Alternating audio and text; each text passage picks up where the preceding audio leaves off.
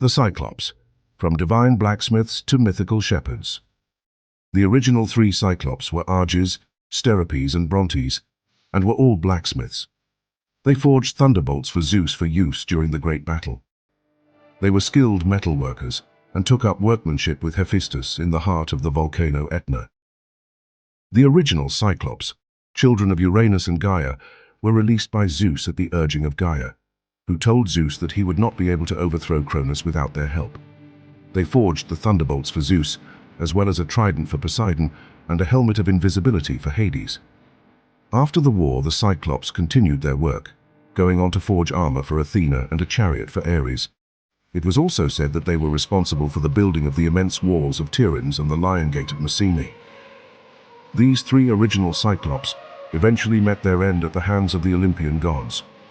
Arges was killed by Hermes while guarding low from Zeus, and Apollo killed Steropes and Brontes as revenge for the death of his son, Asclepius.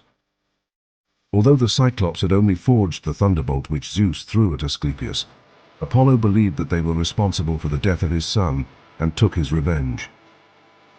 During later legends, the Cyclops were described as dim-witted and violent one-eyed shepherds.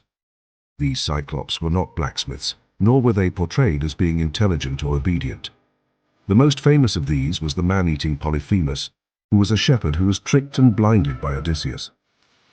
Prior to this encounter, which led to him being blinded by Odysseus, Polyphemus had fallen in love with Galatea, a beautiful nymph.